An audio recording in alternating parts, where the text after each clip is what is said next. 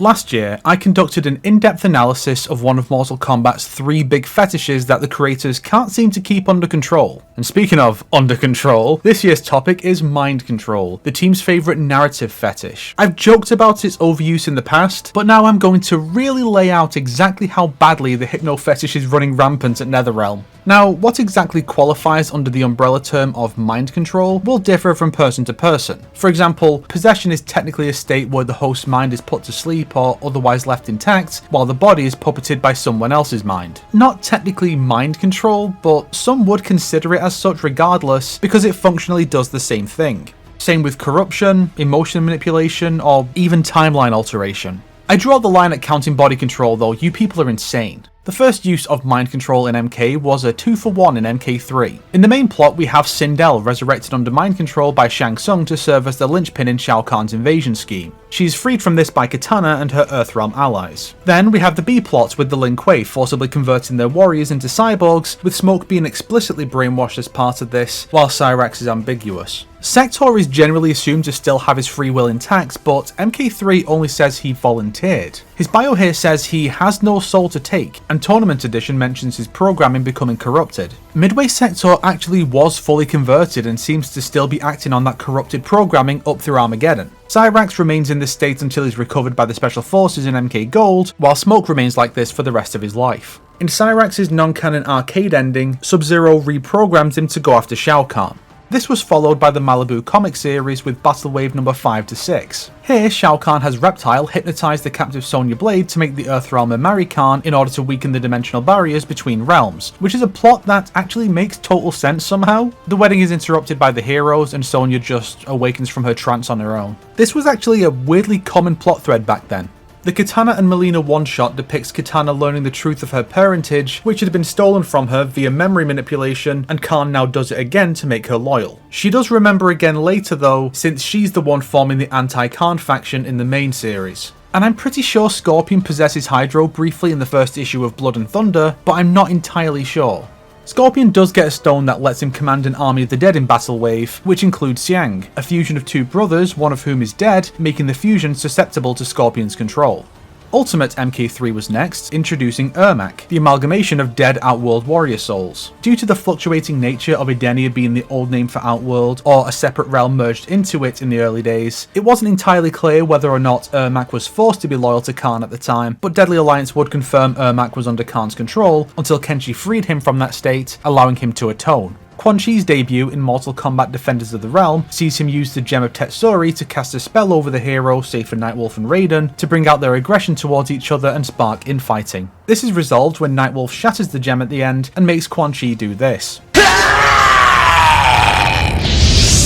MK Annihilation, as an adaptation of MK3, retained Sindel, Smoke, and presumably Cyrax's states. Smoke is outright stated to have been reprogrammed by Shao Kahn, while Cyrax needs to be inferred through his matching design. Freeing Sindel is a major goal for the heroes for much of the film, and she remains controlled until Kahn is killed and the merge's progress is undone. MK Conquest has a possession angle in the very first episode, where Kung Lao's friend Takeda is possessed by Scorpion, and this is not undone, potentially even by the time of the first film. Maybe his recasting in the sequel is him getting a new host. Later, the show uses a very similar plot to the cartoon for Quan Chi's debut here, utilising a spell to bring out the worst traits in the 3 heroes, making Taja return to thieving, making Zero act on his basest desires, and bringing out the murderous rage within Kung Lao. Raiden saves them before they reach a point of no return. The games brought it back in Deadly Alliance. Here, Reptile's body becomes possessed by Onaga's spirit, transforming it into his image, and remaining in that state until Onaga's death in the next game. Blaze is said to have been enslaved to guard the Dragon Egg through magic, which Armageddon later confirms has corrupted him in some way, but it's never really clear in what way he's been altered. Additionally, Li Mei's ending sees her soul transplanted into one of Onaga's undead soldiers, which would make her subservient to whomever controls the army. Canonically, she is saved from this fate, but her deception bio has her state that her brief time inside that body has changed her in ways she may never fully understand. This presumably explains her defection to Onaga's side in her ending, her soul having been tainted by her brief time as one of Onaga's soldiers. We have more clear-cut mind control and deception via Onaga's resurrection and brainwashing of Kitana, Kung Lao, Jax, Sonya, and Johnny Cage. We don't know much of what they do in this state, aside from Kitana being used to imprison Sindel, who won't fight her own daughter. Sindel, Jade, Liu Kang and Ermac are all determined to save them from this state, which the latter two canonically succeed in. Raiden returns from death as Dark Raiden, a corrupted version that will even ally with villains to keep Earthrealm safe, acting as an extreme exaggeration of his usual self. Next, we have the revelation that Noob Saibot is a corrupted Bi-Han, the original Sub-Zero, transformed by his former enemies Quan Chi and Shinnok into a Wraith. This means that, retroactively, Noob is the first case of mind control in the series, having debuted back in MK2. Exactly how this transformation works in the Midway timeline is unclear, whether his will was taken or he was simply corrupted and joined them willingly, but given who did this to him, he was presumably brainwashed until Shinnok and Quan Chi were presumed dead, even if he doesn't return to his old personality. Also, Smoke is reprogrammed here to be loyal to Noob instead of the Lin Kuei. In Conquest mode, Shujinko is tasked with putting medallions on the necks of Sailing Guardsmen by Havik to awaken them to the ways of chaos. This is presumably a case of mind control, but it's not entirely clear. Liu Kang, for some reason, has a fatality where he possesses the opponent's body and forces them to rip their own head off. Maybe this was meant for his spirit form that isn't playable. Some may count this as body control, but they don't seem to be resisting, suggesting a lack of consciousness, so I count it. And finally, Melina's bio mentions Kitana's true memories returning back during MK2, suggesting memory manipulation was a factor in her loyalty to Khan there. Shaolin monks came next and began the trend of Kitana never catching a break by expanding on the manipulation I just mentioned. Her loyalty to Khan during MK2 is presented here as a result of a holding spell that keeps her under control until the two monks undo the spell. Jade's involvement in keeping her under control despite being her best friend led many fans to assume that she is also being controlled, but given her death in the same scene, it's impossible to tell. When Noob Saibot shows up, Sub-Zero claims his brother is possessed by an elder god, which led some to believe Shinnok inhabited Noob's body, but the word possessed can be used to describe mind control as well. Armageddon has a lot of mind control, but most isn't canon. Noob and Smoke corrupt Lin Kuei warriors into wraiths that Taven has to defeat. Serena's return to Quan Chi's service is explained in her bio as being a result of mind control. It started so harmlessly. Dagon is said to have been unbalanced by his premature awakening, potentially suggesting a form of corruption that turned him evil, or it could simply be a mental illness of some sort. Natara's bio reveals that Datusha actually corrupts and controls its wielders, implanting in their heads the idea of a noble quest to make them slaughter the Moroi. It happened to a male Moroi named Kahil Grigesh in the past, and it's happening to Ashra now. Ironically, Ashra purifying Quan Chi and others in her ending arguably counts as well, just in the opposite direction. One might think the new Tekkunin clan counts, but Sector's Tournament Edition ending that introduced the clan says they were willing. And Scorpion's undead clanmates are either all on the same page as him, or could be under his direct control based on how undead are presented later in the series. Half the mind control here is found in the non-canon arcade endings. Cyrax reprograms Sector and Smoke to serve the Lin Kuei until they can be restored to human. Mavado gains control of anyone with the Red Dragon logo on them, and so brands the Black Dragon and Special Forces to help him take over Earthrealm. Natara turns all the fighters into her vampire thralls. Chameleon turns them all into her lizard minions. Shang Tsung transforms Shao Kahn into his centaur slave for some reason. Jax discovers a neural chip that Sector had implanted in him at some point to control him, and then he takes command of the Tekkunin, which presumably involves taking control of them due to their natural loyalty to Sector. Frost transfers the souls of dead cryomancers into the bodies of current Lin Kuei, placing them at her command. Dramin becomes possessed by his mask and battles Moloch, and Hotaru can forcibly transform people into agents of order, which he uses on Havik. MK vs DC Universe has the Combat Rage, that forcibly drives the cast into a rage to make them fight. Whether or not this counts is debatable, but Dark Khan does use it as a weapon to manipulate the fighters towards the end, so it arguably counts. For a more traditional case, Quan Chi casts a spell over Kitana when she's consumed by the rage in order to take her to Raiden and cleanse her of the rage in front of him as a sign of goodwill. Scorpion, in his ending, becomes the host for Dark Khan's consciousness, and you thought him having the most losses in the story was bad enough. MK9 is where things really started to ramp up. First, as a retelling of MK1 to 3, things start out mostly the same, but with additions based on hindsight. The Cyber Initiative is revisited, with Cyrax's role remaining untouched aside from no longer getting lost in the desert, Sector now being explicitly allowed to keep his free will, and Kuai Liang taking Smoke's place due to Raiden's interference. Bi-Han still becomes Noob Saibot under the same circumstances. Ermac remains the same, save for the explicit statement that the souls he's composed of are Edenian, which now include King Jerrod, and are definitively bound to the service of Outworld. And Sindel retains her MK3 role, but the timeline changes result in her killing half the cast before being put down herself. This leads to Quan Chi revealing that he has control of the zombified Kung Lao, Jax, Cyber Sub-Zero, Smoke, Cabal, Striker, Nightwolf, Kitana, Jade, and Sindel, with Liu Kang presumed to join their ranks later. Raiden has to fight 6 of them before retreating. They even do a yikes by having the black guy call whiter than white Quan Chi my master. Brother. Quan Chi's ending sees him transform Shao Kahn in the same way and use him to kill Shinnok. In Cyber Sub-Zero's ending, he becomes possessed by Shao Kahn's soul. Jade becomes possessed by a mysterious woman in her ending who later turned out to be her own mum, which doesn't make any kind of sense. Kratos' bio says he was bound to Shao Kahn with magic, but his rage couldn't be contained and he broke free. Scarlet's ending reveals that when she was dispatched to spy on Quan Chi, he brainwashed her to kill Shao Kahn. Freed from his control after doing so, she kills him too. And Quan Chi has mind control in his moveset for the first time. He has the trance special that forces the opponent to march towards him like a zombie, opening them up to a free hit. This move is used in the Challenge Tower, presented as how he got Scorpion into his service. He also uses it in his X-Ray move to force the opponent to harm themselves. Shang Tsung steals Liu Kang's previously mentioned Deception Fatality. They explicitly resist, however, so it's just body control. And finally, a Cyber Scarlet appears in the Vita version's exclusive Challenge Tower. MK Legacy has its 13th episode revolve around the Cyber Initiative. We see Sector, Cyrax and Hydro as cyborgs. The game cybers kill Hydro to test their metal?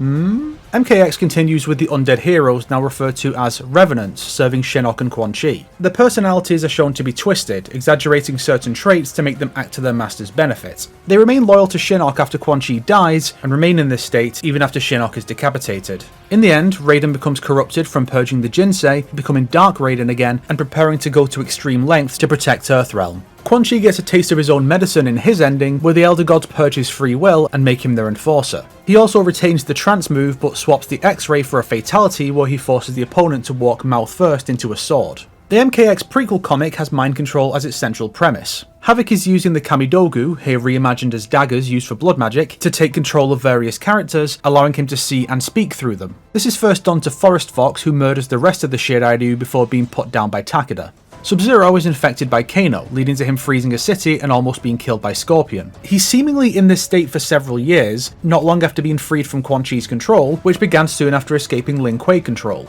Guy just can't catch a break. Shujinko and other monks are used to help Havik restrain Takeda and kill Scorpion. Scarlet infects Jackie Briggs and uses her to help infect Cassie Cage. They are made to fight Sonya and Johnny until the infected Raiden knocks all of Havik's enemies out, allowing Johnny, Sonya, Kotal Khan and Melina to be taken over. They fight Takeda and kill Kintaro before Scorpion taking Havik's severed head to the Netherrealm undoes the spell.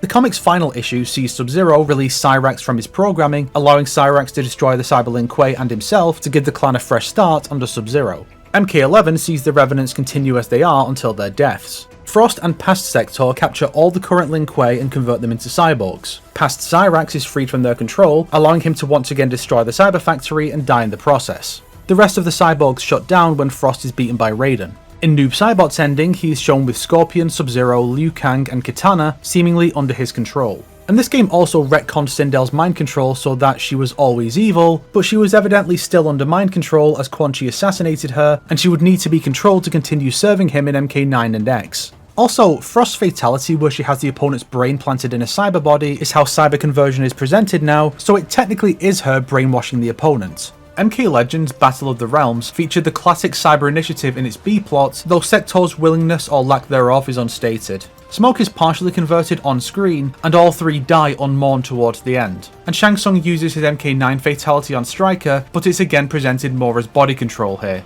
MK Onslaught went absolutely nuts with mind control. First, Noob Saibot is present and is defeated by Scorpion when he goes rogue, allowing Quan Chi to brainwash him back into his service. Scarlet controls Fujin's blood to control him, but whether it's body control or like Magneto mind controlling Scarlet Witch and calling her a beauty is unclear. Sindel is once again revived under Quan Chi's control to be loyal to Shao Kahn, and Frost's Cyber Lin Kuei converts Cyrax and Smoke, and later, off-screen, Sub-Zero. There are also 3 Cyber Lin Kuei units in the game: Overload, Delete, and Protect. After her defection, Kitana is captured and sent to Frost along with Kotal to undergo her experiments, utilising headbands with pieces from the Vaternian Bloodstone to control them during Jax's chapter. Jade later comes and defeats them, only to learn that their souls have been removed from their bodies and are now in the Netherrealm under Quan Chi's control. Only after besting them here can they be restored. Being in close proximity to the story's central artifacts drives Sonya, Liu Kang and Kung Lao into a paranoid rage that requires a beating to break. Shao Kahn, Sindel and Melina confront Quan Chi and Shang Tsung once the sorcerers become all-powerful, and then show up brainwashed in the next chapter.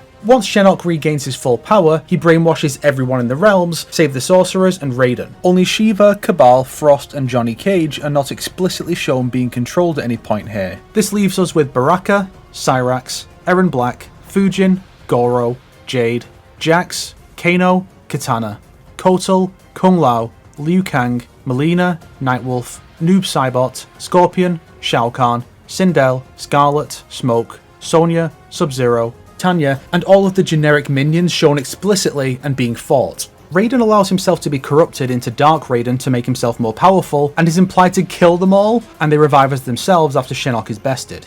Oh, and would you believe this game has the gall to claim Edenians are actually resistant to mind control? Did you forget who the two most prominent Edenians are, Dominic? Some of the game's Chronicle stories also feature it prominently. Classic Sub-Zero sees him free his brother from the control and help him defeat Quan Chi, only for Bi-Han to reveal he was evil all along. The mind control was real though. Classic Katana centers on her trying to free her mother from Shao Kahn's control, working with Quan Chi and offering her soul to him for his aid. This Katana will one day become a revenant and she can't escape the curse. Classic Sonya centers on Quan Chi capturing and brainwashing Johnny Cage in a plot to use him as a sleeper agent to overthrow Earth's defenses. Sonya beating both of them up saves him.